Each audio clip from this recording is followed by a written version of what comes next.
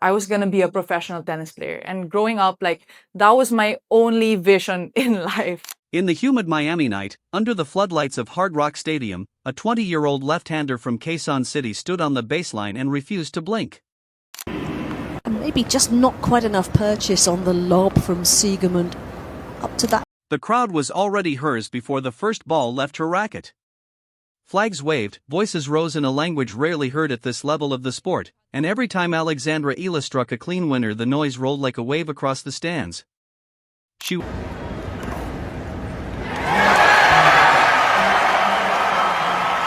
was not supposed to be here. Ranked outside the top 100 only months earlier, she had been given a wild card and used it like a key to a door that had never opened for a player from the Philippines.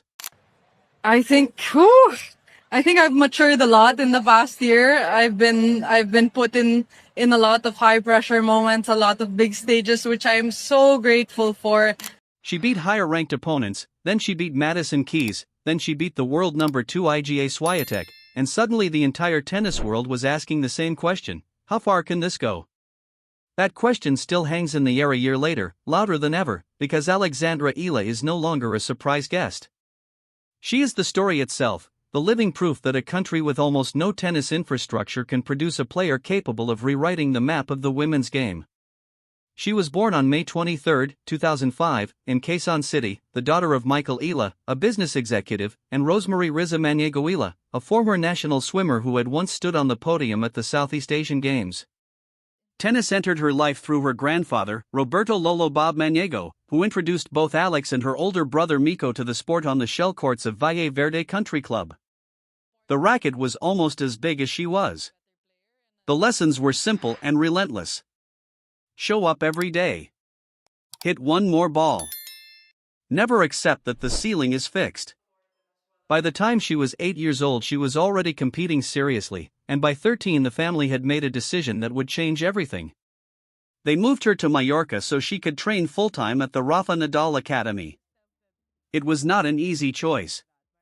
The Philippines is a basketball and boxing nation. Tennis courts are scarce. Coaches with global experience are rarer still. Yet the family saw something in the left-handed girl with the heavy topspin and the quiet fire that refused to be limited by geography. At the academy she lived the daily grind that has produced champions for decades. Early mornings, long hours on court, technical sessions that refined the whip of her forehand and the consistency of her two-handed backhand. She trained under coaches who had worked with the greatest left-hander of the modern era, absorbing the same intensity and attention to detail that defined Nadal's own career. She competed on the junior circuit with growing confidence. In 2022, at the age of 17, she walked into the US Open Junior draw and did not drop a set. In the final she defeated Lucy Havlikova 6-2, 6-4, and became the first player from the Philippines to win a junior Grand Slam singles title. When she asked if she could speak to the crowd in Tagalog, the moment went viral back home. Representation mattered. Visibility mattered. For the first time, a generation of Filipino children could point to a Grand Slam champion who looked like them and spoke their language. The transition to the professional tour was never going to be smooth. She debuted on the ITF circuit in 2020 at 14. She played her first WTA level match in qualifying at Miami in 2021 and lost. There were early exits, ranking fluctuations, long flights, and the constant pressure of being the one expected to carry an entire nation's hopes. Yet the foundation was solid. Her racket sponsor Babolat, the same brand that equipped Lina and continues to supply Rafael Nadal and Carlos Alcaraz, stayed with her. Nike, which had signed her during her junior years, continued to invest. Glob Telecom, which had made her an ambassador when she was still a child, remained a constant presence. Bank of the Philippine Islands, locally Juice, and later Milo Philippines added their support. These were not just commercial relationships. They were public declarations that a Filipino athlete could stand on the same stage as the biggest names in the sport. The true explosion came at the 2025 Miami Open. Ranked around 140, she received a wildcard into the main draw. What followed was pure theater. She beat Elena Ostapenko. She beat Madison Keys, the reigning Australian Open champion. She received a walkover against Paula Badosa. Then she faced IGA Swiatek, the most dominant player of her generation, and won. The stadium erupted. Filipino fans who had flown in or simply tuned in from halfway around the world treated the moment like a national holiday. Eala reached the semifinals before falling to Jessica Pegula. In a single tournament, she had rewritten the history of Philippine tennis and announced herself as a genuine contender on the biggest stages. The ranking points launched her climb. Within months, she was inside the top 100, then the top 50, then the top 40. By early 2026, she had broken into the top 30, reaching a career high of world number 28 before settling around 29. The numbers only tell part of the story. What makes Eala different is the way people respond to her. Jean-Christophe Verborg, Global Sports Marketing Director for Babolat, has watched the phenomenon up close. He has compared the energy around her to the early days of Li Na, the Chinese Trailblazer who won the French Open in 2011 and the Australian Open in 2014 and in the process turned an entire nation into tennis fans. Li's success expanded the WTA calendar in Asia, created millions of new players, and generated endorsement deals that made her one of the highest-paid female athletes in the world.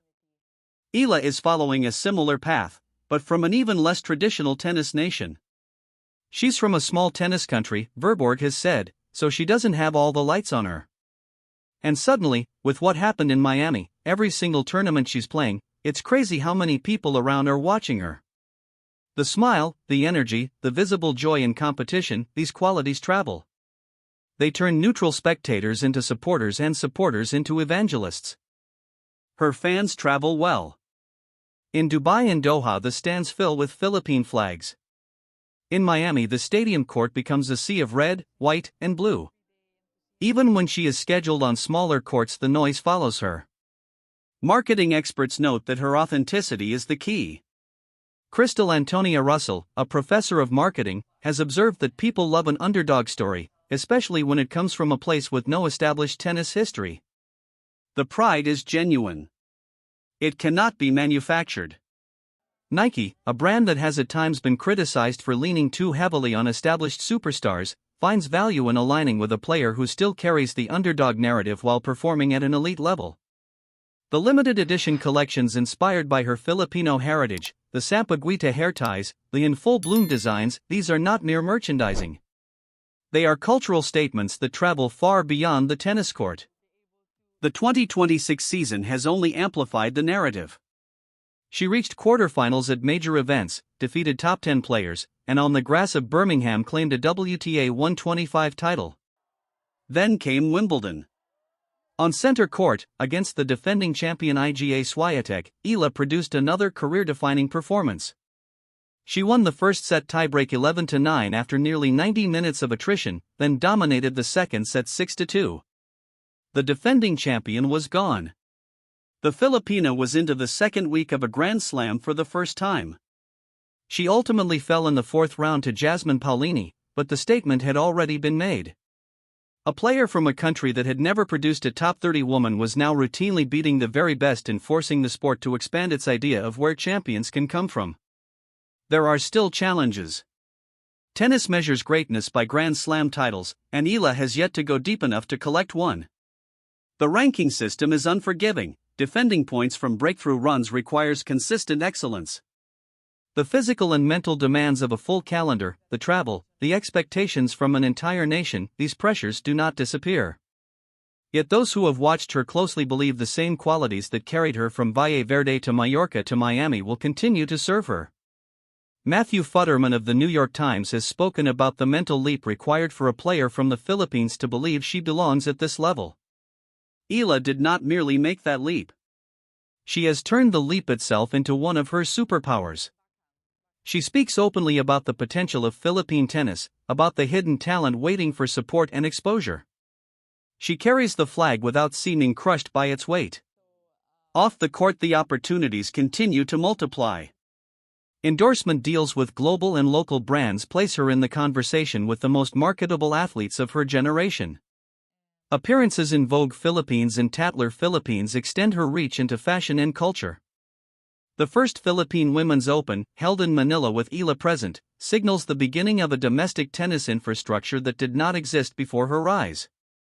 young girls and boys across the archipelago now have a living example that the path is possible. Role models change what people believe is achievable.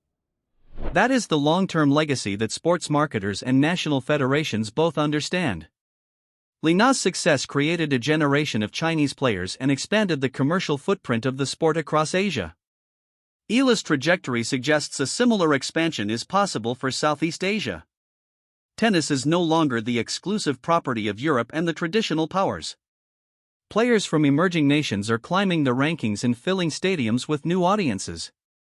Fabian Paget, a sports marketing executive, has noted that the top 100 is more diverse than it has ever been, and that this diversity is good for the game. Eala is the most visible proof of that diversity in the women's game right now.